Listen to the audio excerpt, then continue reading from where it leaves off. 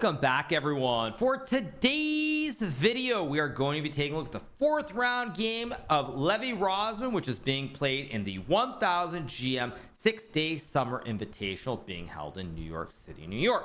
Now, Levy has had some shaky games at the start. He's won 2 games from losing positions. He had a miracle draw yesterday against the strongest player in the tournament, Maxime Novak. So Levy on 2.5 points out of 3, and today going into round 4, he finally, we're hoping, will start to play a little bit better.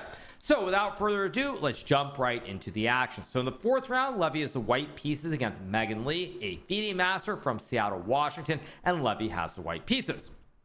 All right, so the game starts out with the move c4 from Levy, and Megan plays the move e5. Now, I'm very happy to see that Levy is back to playing the English. There are certain openings that I think really suit his style, and this is one of them that I like in particular. So we get e5. Levy plays the move g3 here, and now we have the move knight f6, bishop g2, and the move d5. Now, this is what is considered to be the open English. It's very similar to being a reverse Sicilian here, except for the fact that white has 1 extra tempo. So normally when you have a Sicilian, it starts with e4, c5, knight f3, knight c6, d4, takes, and g6. Now, in this position, it is white's move because white makes the first move in the game of chess, and white can go c4, knight c3, etc. But when we look at this position right here, you'll notice that white has played the move bishop g2, so black does not have time to go c5, play bishop e6, or knight c6. So effectively, we call it the open English, but it is a reverse Sicilian at the same time. All right, so after we get the move knight to c3, knight b6 is played here by Megan Lee, and Levy plays the move knight f3. We get knight c6, and now the move castles. Now, it's worth pointing out that at the highest level, one of the reasons a lot of people do not play this specific move order is because white can play a lot of lines with knight f3. Let's just say knight c6, something like castles, knight b6, and moves like b3, rejecting the idea of knight c3 and playing for moves like bishop b2 and d4. Now, at this level, it doesn't really matter so much, but it is worth pointing out that if Levy were playing in stronger competition, one of the advantages of this move order is that you delay knight c3 and you don't have to go back into the main lines. At any rate, we got knight c3, knight b6, Levy plays knight f3, we get knight c6, here castles is played, and now we have the move bishop to e7. Levy plays d3, we get castles, and now we have this move a3. Now, when Levy plays a3, what he's trying to do is he's trying to expand on the queen side, play b4, potentially b5 as well, just to illustrate the point. Say you get to this position, white can maybe go b5, attacking the knight and trying to win this pawn on e5, say knight b8, something like knight e5. Now, keep in mind this exact position, it doesn't quite work, but nonetheless, it is one of the ideas to pressure the pawn on e5. Additionally, here you can also fianchetto your bishop to b2, and now both of the b's are on perfect diagonals.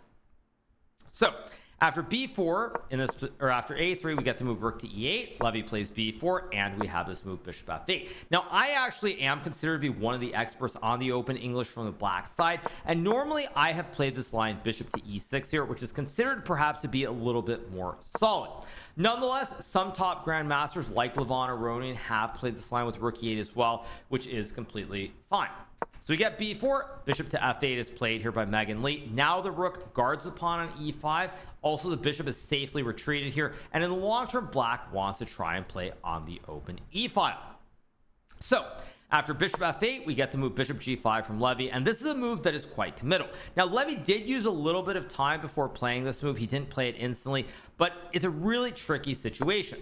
In this position, the argument for playing bishop g5 here is that after black plays f6, even though the pawn guards this pawn on e5, in the long run here, perhaps with the pawn being on f6, there could be weaknesses on the diagonal, weaknesses on the 7th rank, and for that reason, there is some merit to this move.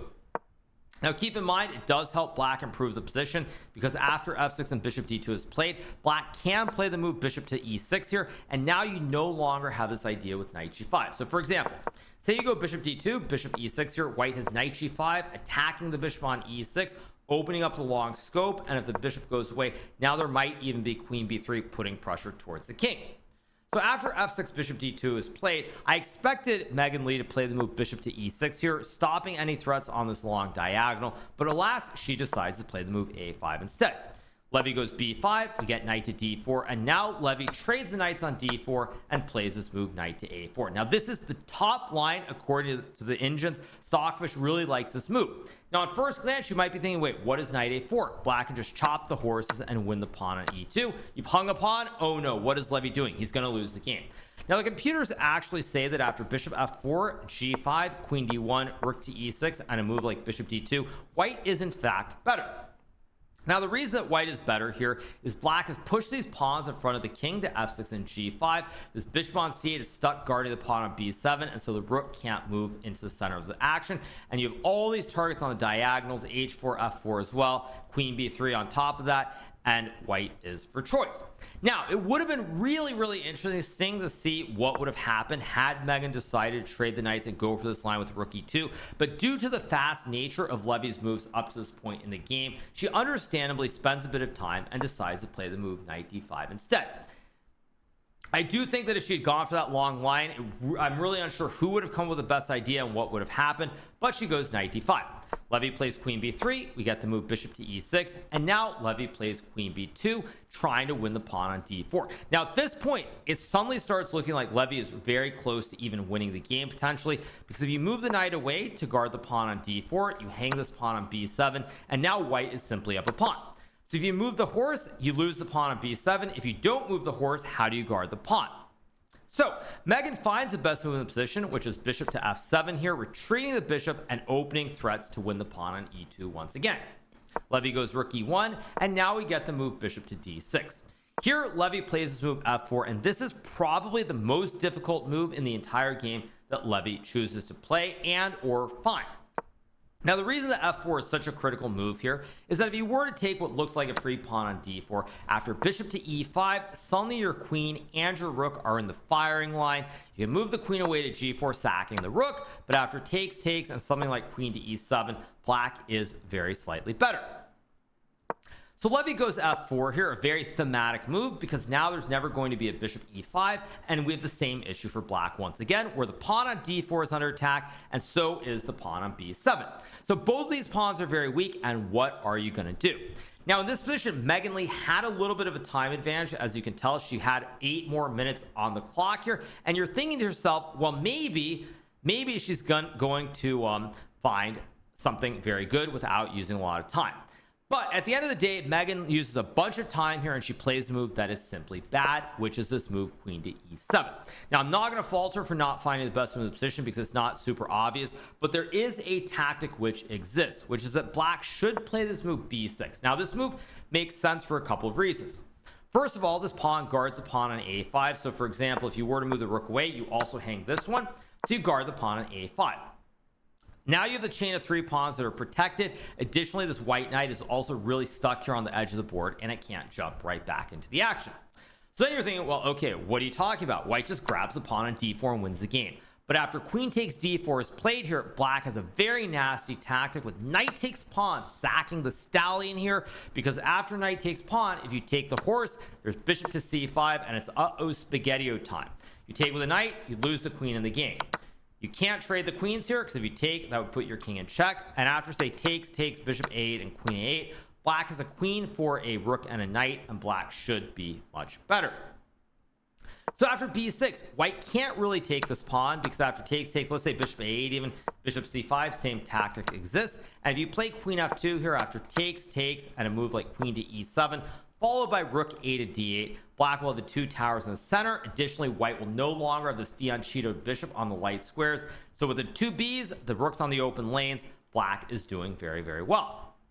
So in this position, after we get this move f4, queen to e7 is played here by Megan. I don't really fault her for playing it. If she had played b6, Levy probably would have played something like rook c1. And after knight to e3, suddenly the position gets very imbalanced here. After takes, queen takes a8, maybe rook c6 and bishop d5. Black has 2 bishops here. It gets complicated and it's not really clear cut. I did want to point out one fancy line here, by the way, which is after, let's just say rook b1, knight to e3, takes. Let's say white goes rook c1 here and you get bishop d5. If white plays the move knight c3, there's a cute checkmate with bishop to h1, threatening to play queen g2 checkmate. And if white goes knight to e4 stopping it, you can sack the rook with rook takes knight. If white takes back after queen takes pawn, there's simply going to be a very unique checkmate here with the queen and the bishop on g2. And in this position, after rook takes e4, if white plays this move king takes bishop, there's rook to b4, creating the classic fossil and winning the game. So we get queen to e7 instead, and here Levy correctly grabs the pawn on d4. And what you're noticing here is that now Levy has built a 10-minute time advantage on the clock, and white's moves are very simple here. It's much more on black to prove compensation for the sacrificed pawn on d4. So we get knight to b6 here. Levy plays e3, another very good move after an 11-minute think. The reason this move is so effective is if you were to take the knight on b6 after bishop c5, once again you will lose this queen on d4, and when you go e3, bishop c5 no longer exists. So here, after we get to move e3, rook a d8 is played by Megan. We get knight takes knight, pawn takes knight. Levy correctly grabs another pawn. Worth pointing out, if black were to play bishop c5 here, there's knight c8 attacking the queen after takes, and queen c3. Let's just say bishop b6 and d4, for example. White is up a pawn here. You're going to start expanding in the center of the board. Very limited weaknesses, and you should be much better. So we get c takes b6. Levy takes the pawn on b6. We have the move bishop c7, and now Levy plays queen takes pawn. Now I will compliment Levy very heavily for spending a little bit of time in taking here, because it would have been very easy to think that after takes, with all the bishop moves, the pressure on the d file, that you could end up in a lot of trouble. I was going to say, and just go queen b2 here, trying to basically argue that after, say, bishop g6 and d4, white has these pawns in the center, you've got an extra pawn, and you should be better. But in this position after d4 and bishop to e4, even though white has an extra pawn, you'll notice this bishop is staring at a pawn chain. These pawns sort of don't really do a whole lot. So this dark square b on d2 is simply not a very good piece. So Levy goes queen takes b6. We get to move bishop c7. Levy takes the pawn. We get rook takes d3. And now Levy once again finds the best move, which is rook a to c1. Now, there have been a lot of good moves that have been played by Levy thus far, but I want to say that rook a c1 played almost instantly is the best from the perspective of the time usage, but also just being a very good move. It would be very easy here to think about other moves like maybe b6, maybe something like moving the bishop to c1 and not playing quickly. But when Levy plays rook c1 here, he plays very quickly. So even though it's a good move, now Megan has to start using even more time, and Levy has the easy moves here, so he can start pressing on both the board and the clock at the same time. We got the move rook takes d2. Rook takes c7 played by Levy. Worth pointing out, rook d7 is the only way to try to keep the game going. But after queen to c6 here, rook takes d2, takes, queen takes a3. Maybe it's not over yet after b6 and something like a4 followed by queen b2. But at this level of chess, expecting stockfish level moves is just not realistic. So we get rook takes d2, Levy takes, we get queen takes a3, rook takes bishop, and now rook takes bishop on g2. Now what's happening here is we're headed into an endgame after king takes rook, queen to a2, we get king to f3, queen takes f7, queen takes queen, and king takes queen being played, where white has one extra pawn on the board. But the important factor about this rook and pawn endgame here is that white has 4 pawns versus 3 on the king side. But if both these pawns come off the board, let's just say you get a position like this, where white has 4 pawns, an extra pawn on the e file, but 4 versus 3 all on the same side of the board, this game is going to be a draw.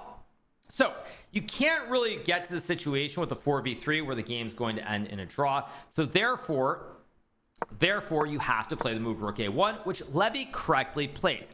This is the only move, maybe not the only move, but the only move to keep a big advantage where black cannot go after the pawn. If you were to play a move like rook b1, for example, after a4, b6, and rook b8, what's going to happen here is eventually you're going to have to take this a pawn that's marching up the board, and then we end up in the classic 4v3 endgame, which will be a draw.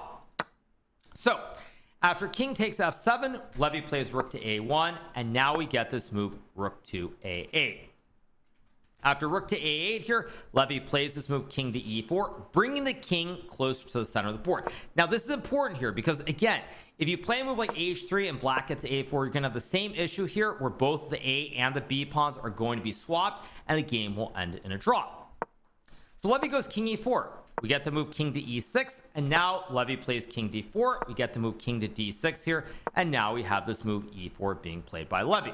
Now what Levy is doing here is he's trying to push the white peepos on the E and the B file up the board, and you'll notice that black cannot ever get after this pawn on B5. This pawn on B5 simply cannot be captured very easily. So after E4, Megan plays move A4, and now Levy plays the move rook A3, another fantastic move here to try and blockade the pawn. In this position, after rook to A3, Megan plays the move H5. You could maybe go king C7 here, trying to survive, but after king C5, king B7, and E5, it looks very, very dire here. I think, frankly, white is probably just winning. Most likely, they trade rook to E8, king D6. If you go rook back to A8, now I can go E6, king B6, E7, takes, king D7, check, here, rook A8, king F7, and white is going to push the pawn, win the rook, and the game as well. So Megan plays H5 here. After H5, Levy goes to E5. We get the trade of the pawns, and now she plays king to E6. After king to E6 is played here in this position, Levy now goes king C5. Now this is a great decision by Levy. He's giving up the pawn on E5, but he's distracting the black king, and he knows that this B pawn cannot be stopped without giving up this pawn on A4. So after king to C5 here in this position, we get this move king takes E5. B6 is played, and now Megan goes rook C8 check. After rook C8, we have king B5, rook to C2, and now Levy plays rook takes A4 here, trying to build the classic bridge. Now what I mean by the bridge is that if white only has one pawn, a rook and pawn versus a rook, there is a strategy known as the bridge, where you build this bridge and then you queen the pawn on B8. So after rook takes A4 is played, we get king D6 from Megan Lee here. It is worth pointing out you could already resign the game, but the show goes on. We have rook to D4 being played here, and now we have this move king to E5. After king to E5, Levy plays rook C4. Not the only move, by the way, but it's worth pointing out that you do not go B7 here, because after king takes rook, when you queen, there's rook B2. It's uh-oh spaghetti time. You lose the game, and you are definitely not happy. So in this position, after rook to C4 is played here by Levy, the game continues with this move. One second. Rook to B2, Levy plays this move rook to B4, building the bridge. If you trade the rooks on B4, you are actually losing, because after king B5, king D7, king A6, king C8, king A7, white pushes the pawn to B8, gets a queen, and wins in short order. So in this position, after rook to B4 is played, we have rook to F2 from Megan. Levy goes B7 now. We have rook to F8 being played. And after king to C6, Megan Lee resigns this position, and Levy gets a third win in 4 games.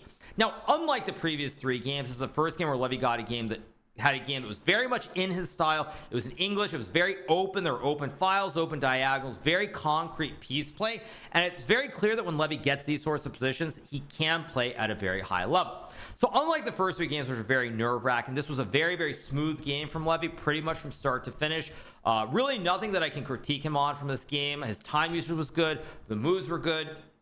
Everything he did, I think, was pretty much a-okay, or even frankly just perfect, for lack of a better way of putting it. So Levy gets a very, very good win in this game. First good game of the tournament, I would say, and he moves to 3.5 points out of 4. So Levy's now on 3.5 points out of 4. He should gain some points in this event, barring a collapse in the last 5 rounds, but it is great to see him get a nice clean win with very little drama. So on that note, I hope you guys have enjoyed this recap from the 4th round of the 1000 GM 6-day summer invitational tournament being held in New York. If you are not already subscribed to the video, to my channel, I should say, make sure that you smash that subscribe button below, and we will be back soon with another recap after Levy's 5th round game in this tournament, as we watch him on the road to trying to become a Grand Master. All right, guys, hope you enjoyed the recap. I'll see you a little bit later for more streaming, more recaps and everything, but hope you enjoyed the video. I'll see you soon. Have a good one. Bye.